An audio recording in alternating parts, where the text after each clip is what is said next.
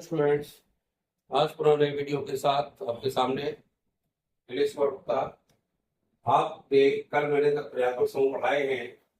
आज मैं आगे श्रृंखला के रूप में आपको आखिरकार नामकरण कैसे करते हैं।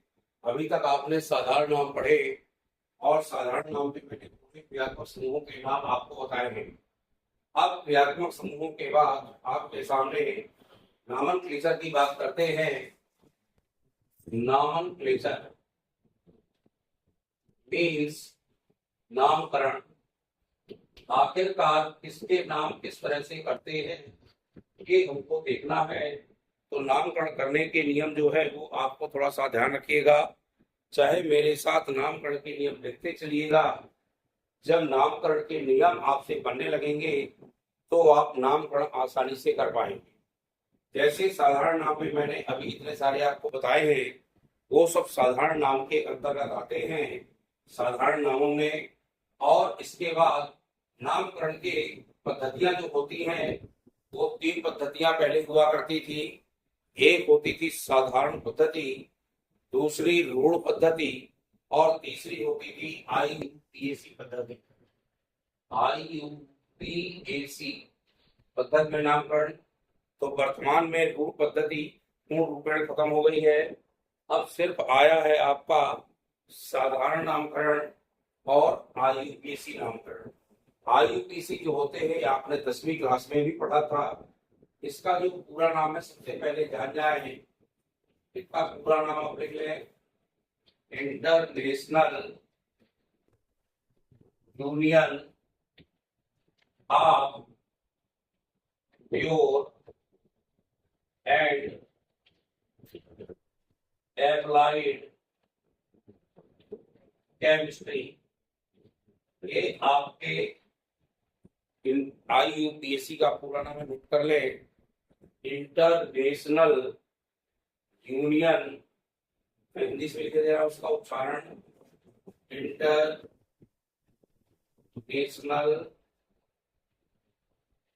Union of pure and applied chemistry. अब इसका जो हिंदी बात करें, हिंदी नहीं लिखा जाता, अंतरराष्ट्रीय संघ शुद्ध एवं विशुद्ध प्रणाली रसायन कहलाता है।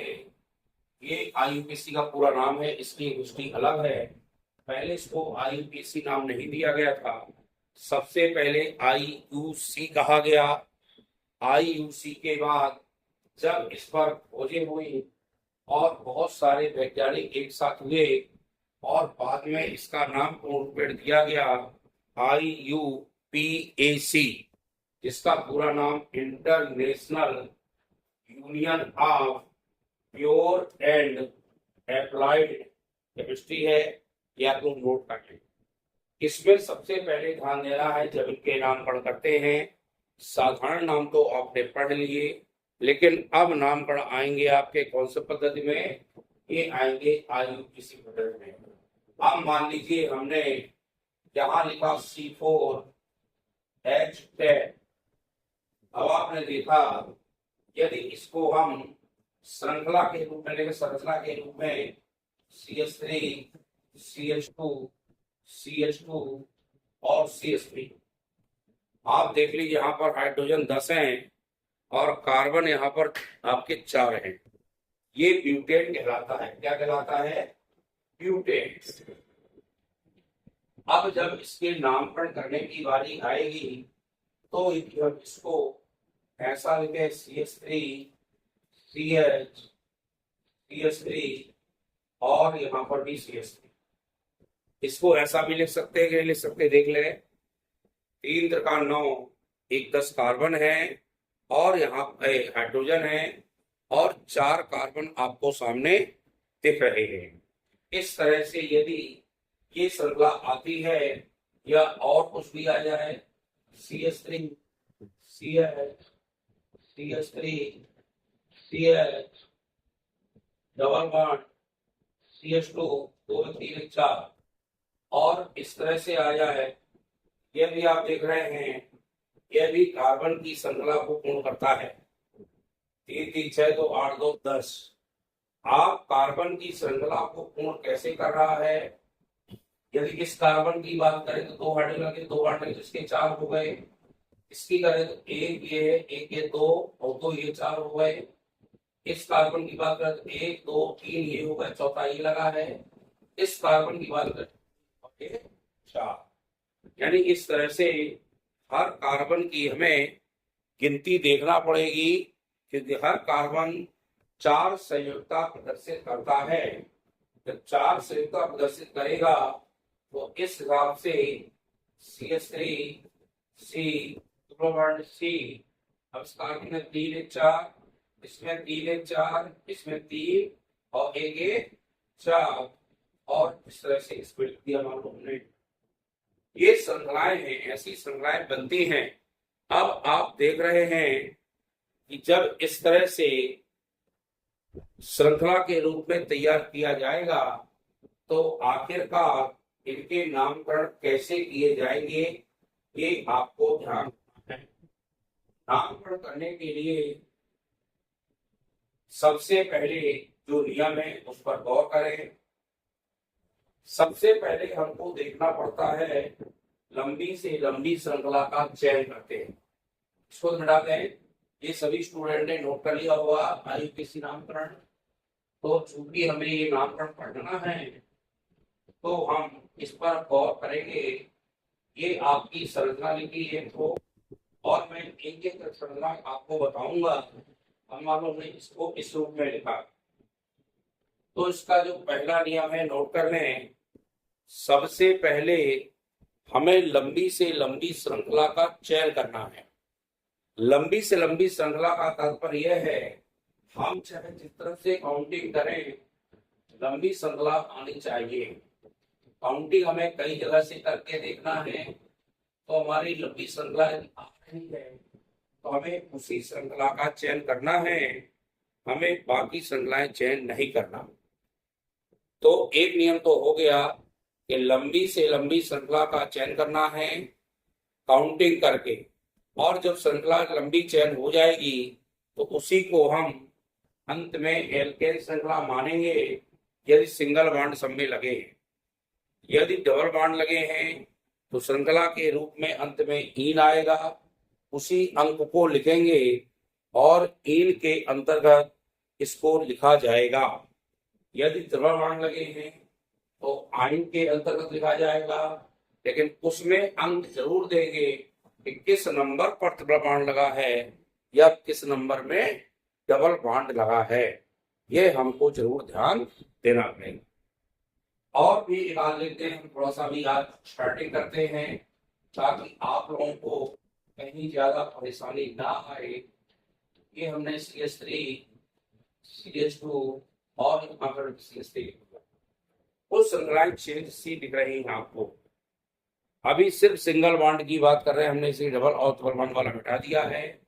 जब एक एक आपको कंफर्म होता जाएगा तो आगे आप उसकी श्रृंखला का चयन करके आसानी से इनके नामकरण आप बना लेंगे।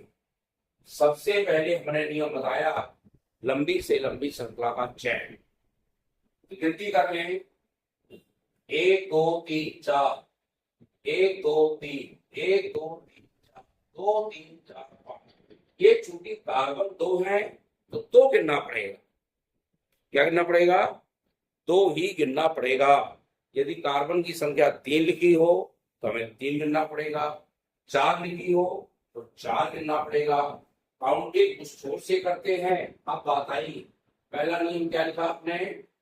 इस श्रृंखला में सबसे लंबी श्रृंखला का चयन हमें करना है। सबसे लंबी श्रृंखला का चयन जब हो जाए तो दूसरा नियम है अंकन उस छोर से प्रारंभ करना है जहां से मूलक सबसे नजदीक दिया हो। अब मूलक किसको मानेंगे? जो ये CH3 वगैरह लगे हैं, CH5 लगे हैं, यदि उनको अंक नहीं देंगे तो मूलक ही माने जाएंगे। काउंटिंग करें, 1 2 3 4 5 यहाँ पे आ रहा है तो 1 2 में मूलक लगा मिलेगा हमें, 3 में भी लगा मिलेगा। इस तरफ से करें 2 3 4 5, 3 में लगा मिलेगा, 4 में लगा मिलेगा। यहां से करेंगे देखो थोड़ा सा 1 2 3 4 5। अब मान लो यहां से करते हैं, थोड़ा ध्यान देना, 1 2 3 और इसको 4 देंगे, इसको 5 देंगे। तो यदि 3 और 2, तो 2 और 3 का टोटल करेंगे तो 5 आएगा। इस तरफ से 3 और 4 का 7 आएगा। यानी न्यूनतम योग का नियम वाला सही माना जाता है, ये सही है, और ये हमारा अंक अब गलत माना जाएगा। ये अंतर हमारा होगा, और जब अंतर हो जाए उसको एक डिब्बे में बंद कर देना है। अंक हमारे पास होना चाहिए। ये डिब्बे बंद कर दिया, और जब इसको श्रृंखला मान लिया तो हमारे मूलक अलग से दिखने लगे बिल्कुल। यानी दोनों तरफ दो जगह आपको CH3 CH3 दिख रहे हैं। देख लीजिए, एक CH3 अलग नहीं है और एक अलग है, डिब्बे में तो नहीं है। जब ये डिब्बे में नहीं होंगे तो इनको हम मूलक मानेंगे। अब मूलक कहाँ पे लगा है? एक तो लगा है 2 में और एक लगा है 3 में। 2 के नीचे लगा और ये 3 के सामने लगा, तो दोनों मूलक माने जाएंगे। जब दो मूलक एक साथ लगे हों, एक समान मूलक लगे होने पर हम डाई का नाम देते हैं। यदि 2 एक समान लगे हैं तो डाई, 3 एक समान है तो डाई। अंक के साथ लेते हैं, और यदि हमारा एक ही लगा है तो एक ही देंगे। और जब अंकन किया तो पहला नियम लंबी श्रृंखला का चयन कर लिया, दूसरा नियम अंकन उस छोर से कर लिया जहां से मूलक पास में आ रहा है। जिन नंबर पे मूलक आ रहा है उनका योग कर लिया, तो न्यूनतम योग का नियम यहाँ फॉलो होगा, तो न्यूनतम योग का नियम लिख दिया। अब तीसरा नियम भी होगा न्यूनतम योग का नियम। चौथा नियम में आएंगे, चौथे नियम में अब लिखना प्रारंभ करना है, तो सबसे पहले उन अंकों को लिखेंगे जिन अंकों में क्रियात्मक से वो मूलक उतरा। ध्यान दीजिएगा, 2 में लगा तो 2 लिख दीजिए। अंक के बाद कामा आता है यदि दूसरा अंक लिखना है तो। यदि दूसरा अंक नहीं लिखना तो कामा नहीं आएगा, सीधे डैश आएगा। मूलक के नाम के पहले अंक में डैश लगाया जाता है, लेकिन 2 अंक एक से आ रहे हैं तो ये 2 और 3 कामा लगा के लिखेंगे, फिर डैश लगाएंगे। ये नियम भी ध्यान रखना है। अंक लिखने के लिए हमें ये 2 या 3 अंक लिखना है तो अंकों में कामा लगाते हैं, और यदि एक ही अंक लिख करके मूलक लिखना है तो उसके बाद डैश लगाकर मूलक का नाम लिखते हैं।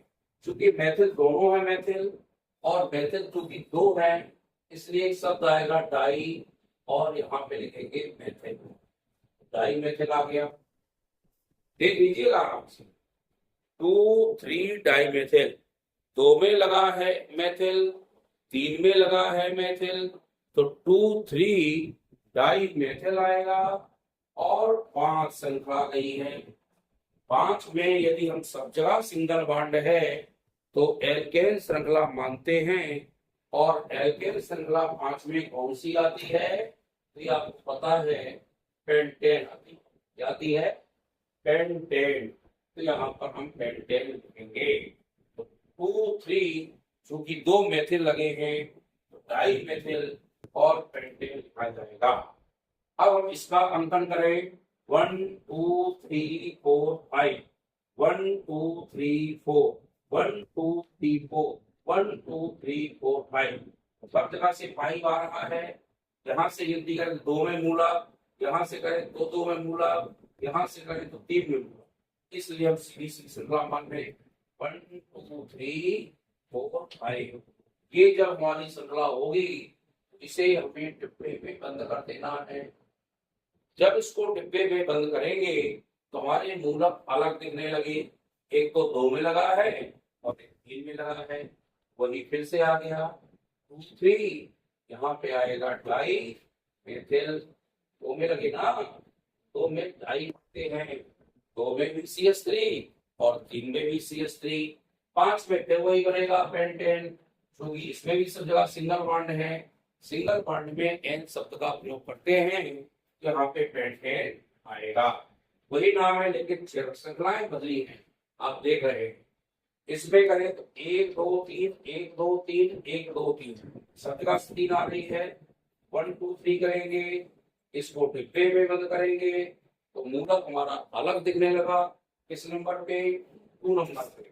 यहाँ लगेंगे 2 मेथिल, और चूंकि 3 में ग्रुप बनता है, ग्रुप में एन जोड़ेंगे तो बनेगा प्रोपेन, 2 मेथिल प्रोपेन। चूंकि मूलक हमारा एक ही है, इसमें डबल मूलक नहीं लगे, इसलिए मेथिल लिखना पड़ेगा। और 2 या 2 से अधिक मूलक लगे होंगे और एक समान नहीं होंगे तो उन मूलकों को हमें अल्फाबेट में लिखना पड़ेगा। अल्फाबेट माने A to Z। जब करते जाएंगे तो A to Z लगना। मेथिल में M आएगा तो M को कहाँ आता है, एथिल आएगा तो E देखेंगे कहाँ आता है, प्रोपेल में P आएगा तो कहाँ आता है। यानी A to Z अल्फाबेटिकल क्रम में इनको लिखेंगे। जब इनको अल्फाबेटिकल क्रम में लिखेंगे उसी तरह से अंक देते हुए अंकन करेंगे और मूलकों को लिख करके यदि सिंगल बॉन्ड आता है तो सिंगल बॉन्ड के लिए हमें एल श्रृंखला लिख करके एल्केन श्रृंखला का नाम देंगे। यदि डबल बॉन्ड आता है तो इन श्रृंखला का नाम देंगे, ट्रिपल आएगा तो आइन श्रृंखला का नाम देंगे। ये सिर्फ आपको मैंने सिंगल बॉन्ड के आज पढ़ाए हैं, आप इनको गौर करिए, देखिए, इस तरह के नामकरण बनाइए। मैंने जो नियम बताए हैं उन नियमों को भी आप नोट कर लिया हो तो ठीक है, ना किया हो तो वीडियो को देख करके नियमों को अपनी एक नोटबुक में नोट कर लें। आप बस वीडियो तो है देख सकते हैं मेरे बार बार, लेकिन जो चीज नोट की जाती है उनको ज्यादा याद रहती है। आप जब नोट करेंगे उसको बार बार पढ़ेंगे तो निश्चित रूप से आपसे वो चीज ज्यादा बनेगी और उनको बहुत अच्छे समझ पाएंगे। वीडियो को लाइक शेयर करें और चैनल को सब्सक्राइब करें, ये आप लोग काम है। अपने दोस्तों को शेयर करें। बहुत बहुत धन्यवाद।